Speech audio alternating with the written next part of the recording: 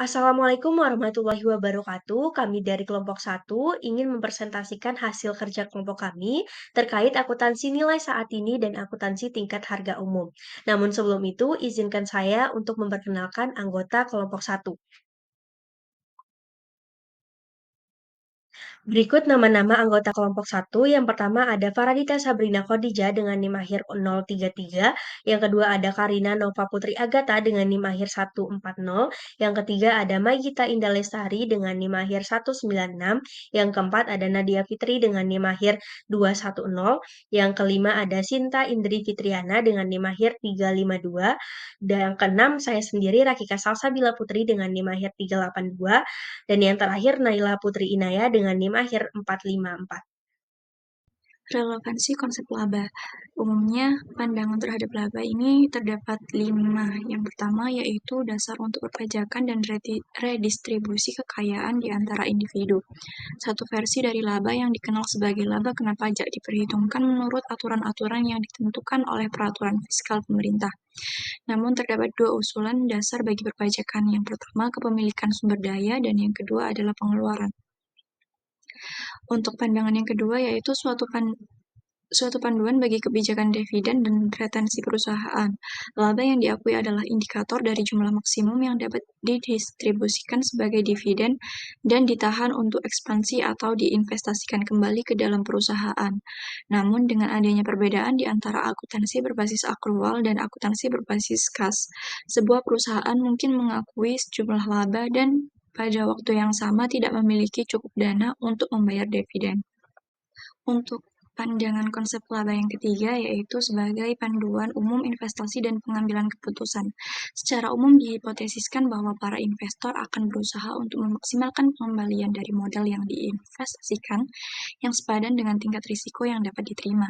Sebagai contoh, Komite on External Reporting atau Komite Pelaporan Eksternal dari American Accounting Association mendefinisikan model normatif pemegang saham yang berpusat pada arus dividen per lembar saham di masa depan yang akan diperoleh dari investasi dan risiko yang terkait dengan arus-arus ini.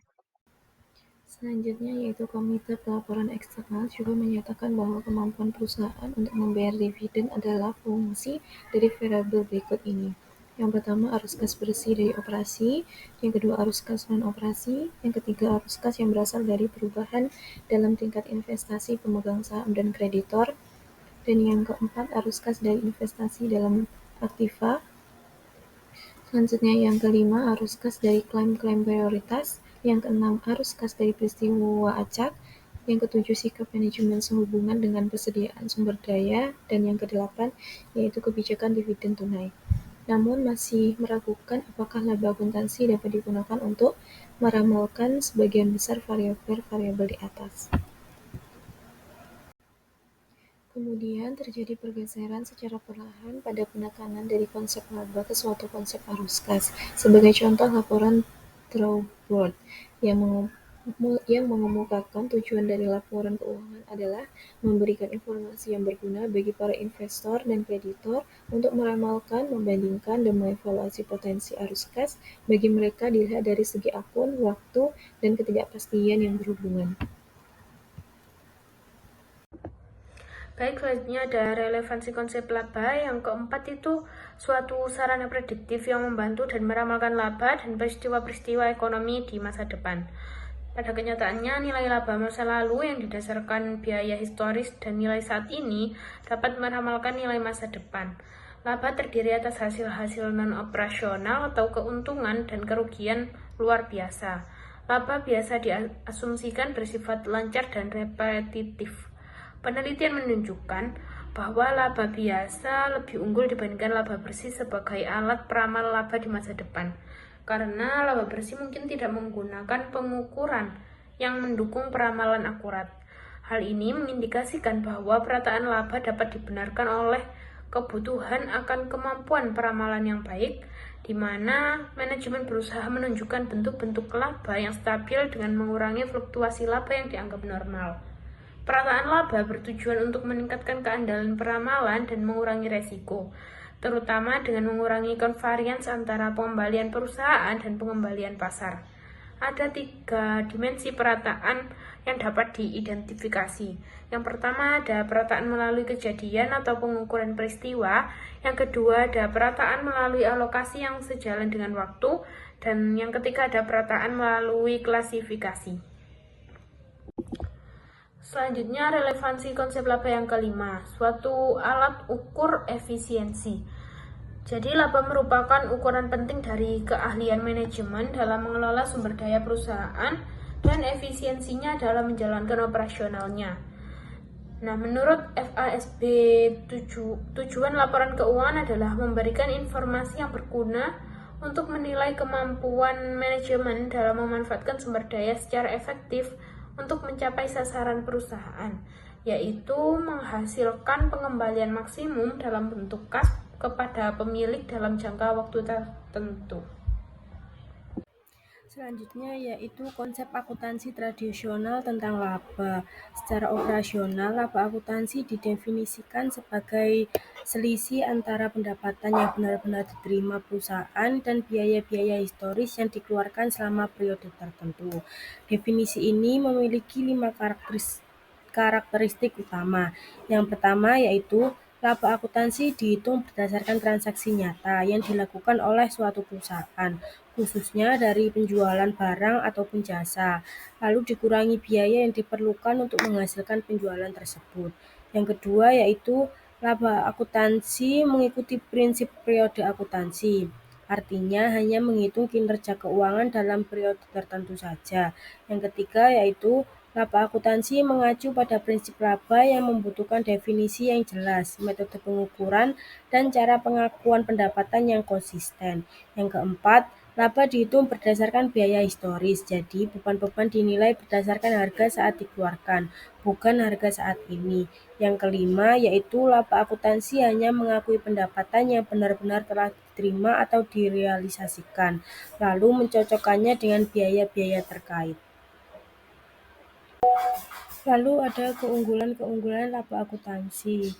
Ada beberapa argumentasi dari beberapa ahli seperti Ijiri, Kohler, Letton, dan Mauch.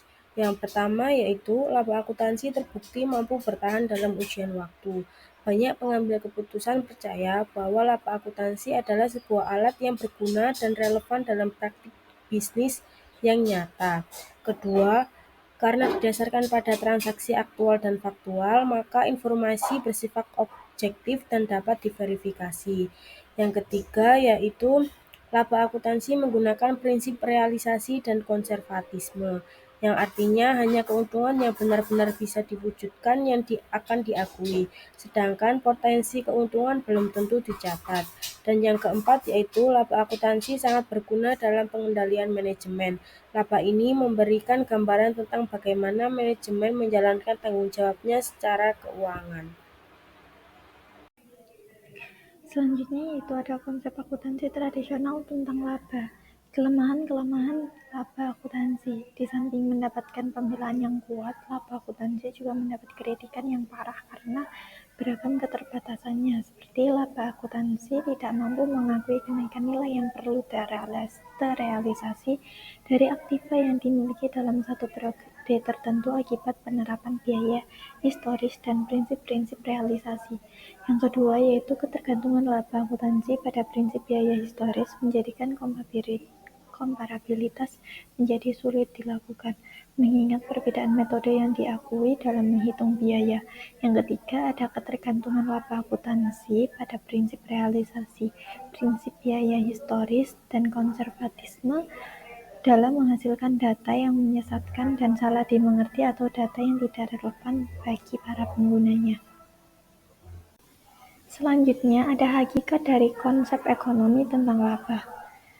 Menurut ahli ekonomi seperti Adam Smith, beliau mendefinisikan laba sebagai suatu peningkatan kekayaan, sedangkan Fisher mendefinisikan laba sebagai ekonomi sebagai suatu rangkaian peristiwa yang sesuai dengan keadaan yang berbeda-beda. Konsep laba sendiri dalam ekonomi dibagi menjadi 3. Pertama yaitu laba psikis, yaitu kenikmatan atau kepuasan yang kita rasakan saat mengonsumsi barang atau jasa. Misalnya, Meminum es teh di siang hari yang panas itu memberikan kepuasan psikis. Yang kedua yaitu labaril adalah ekspresi peristiwa-peristiwa yang memberikan peningkatan psikis yang betul-betul terasa dan juga nyata. Dan yang ketiga ada laba uang, yaitu menggambarkan seluruh uang yang diterima dan dimaksudkan untuk digunakan dalam konsumsi bagi pemenuhan biaya hidup. Konsep pemeliharaan modal. Pertama, pemeliharaan modal adalah gagasan bahwa laba hanya boleh diakui kalau modal awal yang ditanamkan pemilik masih tetap utuh. Pertama, ada pemeliharaan uang, yaitu modal yang dapat diukur dalam satuan uang, bahwa modal finansial yang diinvestasikan atau direinvestasikan oleh pemilik telah terpelihara. Menurut konsep pemeliharaan uang, laba adalah sama dengan perubahan yang terjadi dalam aktiva bersih yang disesuaikan dengan transaksi-transaksi modal yang dinyatakan dalam satuan dolar. Yang kedua, ada pemeliharaan modal daya beli umum, yaitu modal finansial yang diukur dalam satuan daya beli yang sama, bahwa daya beli dari modal finansial yang diinvestasikan atau direinvestasikan oleh pemilik telah terpelihara. Menurut konsep pemeliharaan uang, daya beli umum, laba adalah sama dengan perubahan yang terjadi dalam aktiva bersih yang disesuaikan dengan transaksi-transaksi modal yang dinyatakan dalam satuan daya beli yang sama, yaitu uang. Ketiga, ada pemeliharaan kapasitas produktif, yaitu modal fisik yang diukur dalam satuan uang, bahwa kapasitas fisik dari perusahaan telah terpelihara. Yang keempat, ada pemeliharaan kapasitas produktif, yaitu modal fisik yang diukur dalam satuan daya beli yang sama, bahwa pemeliharaan kapasitas produktif fisik dari perusahaan yang diukur dalam satuan-satuan daya beli yang sama. Konsep pemeliharaan modal. Contoh berikut ini akan menggambarkan dampak dari masing-masing 4 konsep pemeliharaan modal di dalam laporan keuangan. Seandainya sebuah perusahaan memiliki aktiva bersih sebesar $2.000 di awal periode dan $3.000 di akhir periode, kemudian diasumsikan pula bahwa $2.500 dalam aktiva bersih dibutuhkan untuk memelihara kapasitas produktif fisik aktual perusahaan,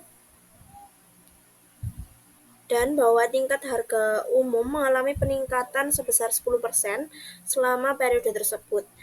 Menurut masing-masing konsep pemeliharaan modal, laba perusahaan tersebut akan menjadi 1.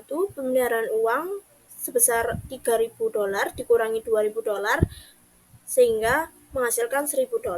Pemeliharaan daya beli umum sebesar $3.000 dikurangi $2.000 ditambah 0,1 dikali $2.000 dengan hasil $800. Kemudian pemeliharaan kapasitas produktif sebesar $3.000 dikurangi $250.000 dengan hasil $500. Pemeliharaan kapasitas produktif daya beli umum sebesar $3.000 dikurangi $250 ditambah 0,1 dikali 2.500 sama dengan $250. Laba akuntansi kemudian menjadi $1.000. Laba akuntansi tersebut setelah disesuaikan dengan tingkat harga umum menjadi $800. Laba berdasarkan nilai saat ini adalah $500 dan laba nilai saat ini yang disesuaikan dengan tingkat harga umum menjadi $250. Selanjutnya, konsep nilai saat ini. Nilai saat ini diperhitungkan berdasarkan atas 1. Kapitalisasi. Menurut metode kapitalisasi untuk memperhitungkan nilai saat ini, nilai yang dikapitalisasi atau nilai sekarang dari suatu aktiva, sekelompok aktiva atau total aktiva. Yang kedua, evaluasi akuntansi berbasis harga masuk saat ini. Harga masuk saat ini menggambarkan jumlah uang atau pembayaran lainnya yang akan diperlukan untuk memperoleh aktiva yang sama atau ekuivalennya. Yang ketiga, harga keluar saat ini. Harga keluar saat ini menggambarkan jumlah kas yang karenanya suatu aktiva dapat dijual atau suatu kewajiban dapat dijadwalkan kembali. Yang keempat, kombinasi dari nilai-nilai yang dihasilkan oleh ketiga metode di atas. Beberapa usulan implementasi akuntansi nilai saat ini telah diajukan. Usulan tersebut akan dikelompokkan menjadi kategori-kategori ini. Pertama, ada aktiva penting versus aktiva tidak penting, 2 nilai bagi perusahaan, 3 usulan biaya penggantian SIC, 4 kombinasi nilai, dan yang terakhir yaitu konsep laba usaha. Penyajian kembali tingkat harga umum dari laporan keuangan biaya historis. Dalam akuntansi berbasis biaya historis, diasumsikan bahwa satuan moneter bersifat stabil. Padahal dalam kenyataannya, tingkat beli secara umum dari dolar terus-menerus mengalami penurunan. Oleh karena itu, laporan keuangan berbasis biaya historis perlu disajikan kembali agar mencerminkan perubahan tingkat harga umum. Penyajian kembali ini dilakukan dengan menggunakan indeks harga, yaitu rasio dari harga rata-rata sekelompok barang atau jasa pada tanggal tertentu. Indeks-indeks seperti itu dipergunakan untuk menyajikan kembali jumlah yang didasarkan pada biaya historis dalam laporan keuangan. Jika dilihat dari satuan daya beli pada tahun dasar atau pada akhir dari periode berjalan. Untuk memperkenalkan langkah-langkah yang harus dilakukan dalam pembuatan laporan tingkat harga umum, kita akan menggunakan model sederhana yang diperoleh dari diskusi yang diperkenalkan oleh Chambers.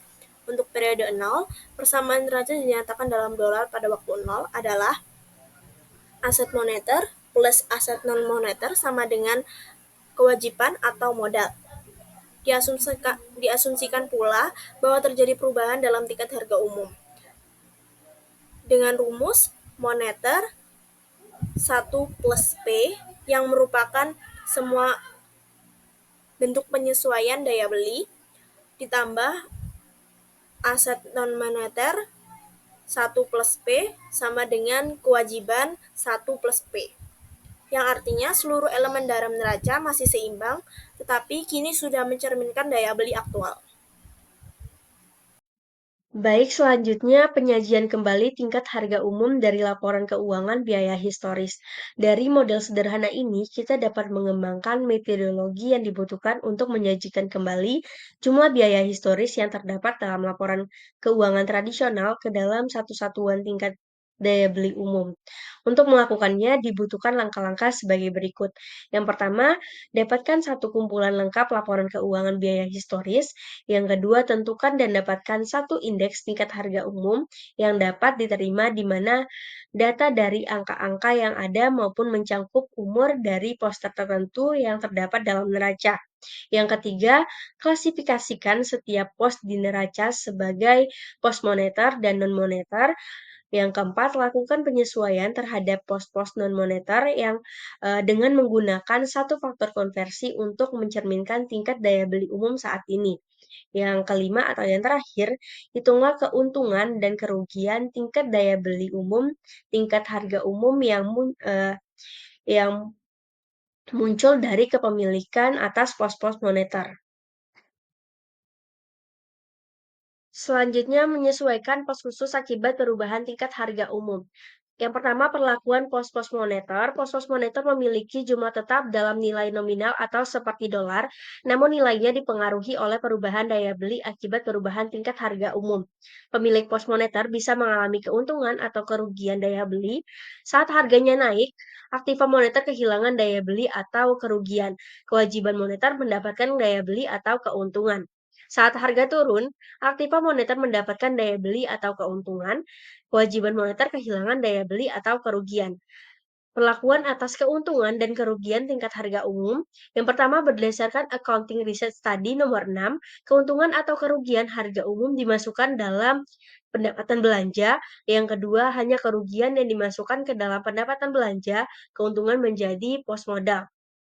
Yang ketiga, keuntungan dan kerugian diperlukan sebagai pos modal. Yang keempat atau yang terakhir, keuntungan atau kerugian masuk ke dalam pendapatan belanja, kecuali keuntungan atau kerugian jangka panjang yang belum direalisasi, yang diakui setelah realisasi atau misalnya saat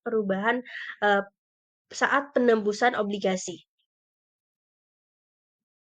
Selanjutnya, perlakuan pos-pos non-moneter dan ekuitas pemegang saham. Pos-pos non-moneter disajikan kembali berdasarkan tingkat daya beli umum saat ini. Caranya dengan mengalihkan biaya historis dengan faktor konversi, di mana faktor konversi sama dengan indeks tahun berjalan dibagi indeks saat pos diperoleh. Ekuitas pemegang saham, penyajian kembali ekuitas sama dengan penyajian pos non-moneter, modal awal yang diinvestasikan jika dikalikan Faktor konversi sama dengan indeks tahun berjalan dibagi indeks saat modal diinvestasikan. Saldo laba ditahan tidak bisa disesuaikan hanya dengan satu faktor konversi mencerminkan pendapatan bersih akumulasi setelah dikurangi dividen sejak perusahaan berdiri. Cara penyajian saldo laba ditahan, yang pertama, pada penyajian pertama, laporan keuangan berbasis daya beli umum, saldo laba ditahan dihitung sebagai sisa setelah seluruh pos lain dalam neraca disajikan kembali.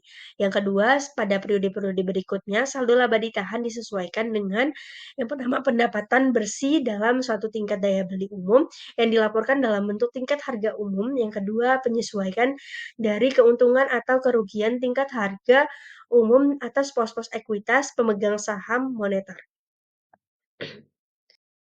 Baik, sekian video presentasi dari kelompok kami. Mohon maaf apabila terdapat salah kata maupun perbuatan. Terima kasih. Wassalamualaikum warahmatullahi wabarakatuh.